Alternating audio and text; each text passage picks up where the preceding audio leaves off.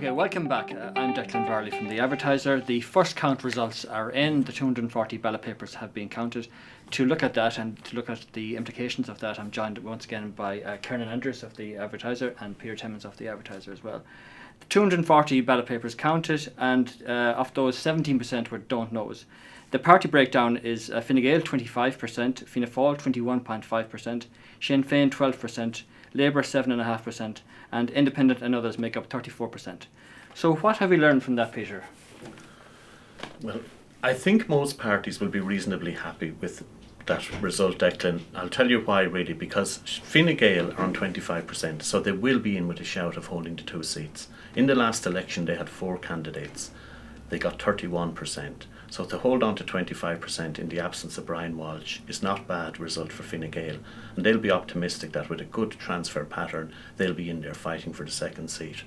Sinn Féin will be the story maybe of this election in Galway West. In the last election they got 6.3%. On this poll they have 12%. So it looks like they will make the breakthrough in Galway West if they prove to be transfer friendly in any sense. Fianna Fáil, the vote again is lopsided, as we might have expected. Éamon Ó'CuÍv is practically on a quota on the first count. He's on 16%. Fianna Fáil in total are on 21%, similar result to what they got the last time. So they will hold on to the Ó'CuÍv seat, but they will not be challenging for a second seat. Independents, Noel Grealish has a similar vote to the last election. Assuming again he stays transfer friendly, he should manage to hold on to his seat. And Labour, Derek Nolan, I'd say would be a bit apprehensive about this poll because of the way the party are performing nationally. They got 19% in the last general election. Polls at the moment have them on 8 or 9% at best. Derek got 12.5% in the last election. He's on 7.5% in this poll, so he'll certainly be fighting for a seat as well. Mm-hmm. Trevor O'Claherty, Kernan, making the breakthrough. Is that a surprise? Yeah, the showing of Trevor O'Claherty to a certain extent would be a surprise.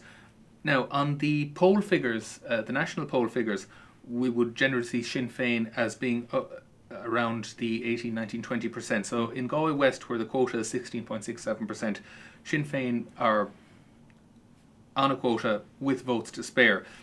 But looking at the situation in Galway, we haven't really felt that that's exactly been reflected. Trevor O'Claherty is based in Cathra, and as a Connemara-based candidate, he is rather hemmed in there with. He's very hemmed in by Sean Kine and Éamon Ó'CuÍv, yeah. And we would just suspected that he would struggle for votes in that situation. Yeah.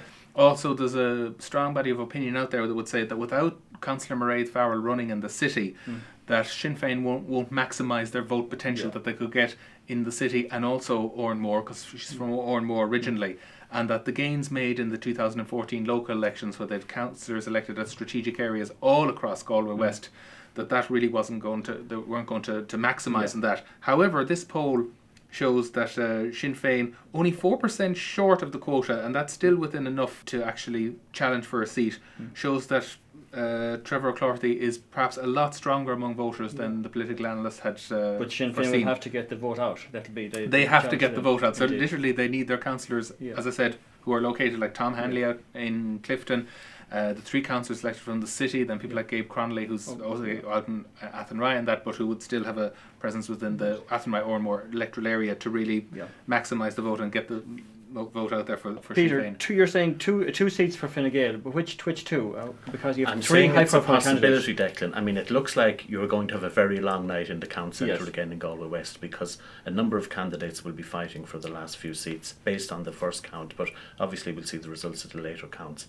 It's very difficult to say. Sean Kine has 10.5%, so he has a little gap over Hildegard Naughton, who's on 7.5%, and John O'Mahony's on 7%. But we'll have to wait till we see how the transfers go. And like we always say with opinion polls, you have a lot of caveats, and there are a large percentage of undecided voters here, and how they plump for, or who they plump for in the end, is going to have a large bearing on the final outcome. So a large number of undecided voters. It's an opinion poll with the margin of error and all the caveats that entails. The whole campaign has still to be fought. So based on the figures we have, it's extremely difficult to tell who is going to win the Fine Gael seat. Sean Kine slightly ahead at the moment, but let's see how the other counts pan out. In terms of the Mayo input in South Mayo into this new constituency, is there anything interesting from there?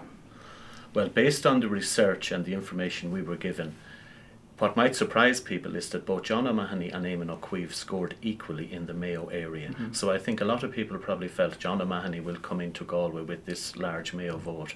At the moment, it doesn't look like that's going to happen. John O'Mahony is doing very well in the area, but Éamon Ó'CuÍv, who is also not too far away from Cong and Ballinrobe, is also doing quite well. Indeed. So interesting overall. Derek Nolan then. I mean, Derek has been written off for so long, and now he's back in with the running again. Is that a surprise? It depends really. I mean, the Galway West Labour vote, is there a Michael D vote there? Is there a kind of a more solid Labour vote there than you might have in other places? I'm not 100% sure, but all I know is that Derek's vote has gone from 12.5 to 7.5. That's down 40%. The party nationally has gone from 19 down to 8 or 9. That's down almost 60%. So I think if the party nationally were doing as well as Derek, they'd be on about 11 or 12%. And that's a figure I'd say Labour would be happy with at this stage. Noel Grealish then, Kernan, he's looking okay to hold on to his seat. He is. The combined independent and others vote is 34%, so that's over 2 quotas. Okay. So you would expect that there's going to be, on the basis of that, 2 independents elected.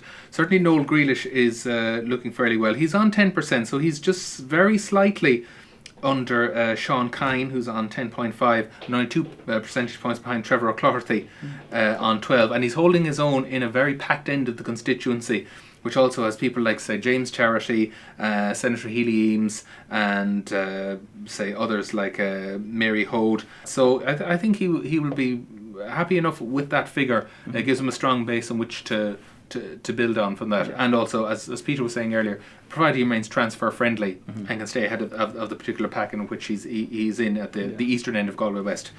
He's looking well to do that. Now, Catherine Connolly is interesting. She's only on 6.5% in our poll. We would have expected her to probably have done a little bit better than that. But, however, she has, as she showed in the 2011 election, despite the fact that she very narrowly failed to make the seat, she actually polls quite well in terms of transfers. She picks up a lot of transfers throughout the constituency. She has a base in Connemara and that.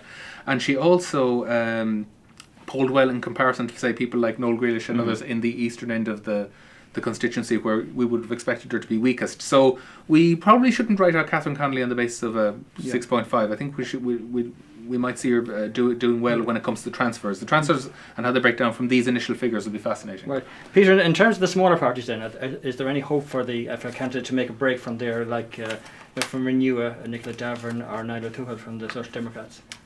On these figures, Declan, and all we can really work on at the moment is these figures, with all the caveats I've mentioned. They have a hill to climb. Now, you can't say it can't be done, because there are such a large number of undecided voters. And in the campaign, if Lucinda Creighton has a good campaign, or if Renew have a good campaign, Nicola Davern at the moment is probably an unknown person in most of the constituency. By the time the campaign is over, she may be very well known. The same with Niall O'Toole. Niall is not very well known in the constituency, but if the three-headed leadership of the Social Democrats present a good front during the campaign, then maybe Niall O'Toole will pick up. The same would apply maybe to Fidelma Healy Eames. Fidelma is a proven vote getter, now albeit under the Fine Gael banner historically, but you couldn't completely rule out someone like that emerging from the pack to challenge. But at the moment, the top 8 positions are filled by the people who are most likely to win the seats. The difficulty is who in position 4, 5, 6 and 7 are going to win the last 2 seats. So Galway West has always been a constituency that has provided a story, and this time we were guaranteed to be returning at least one new TD because of Brian Watt's resignation. It's going to be dramatic and it's going to be interesting on the day, you would think. Very. I think it'll be a long day. It could be a long 2 days looking at these figures, but let's see what the later counts tell us. Indeed, that's great. Well, we'll have the full results of this poll on advertiser.ie.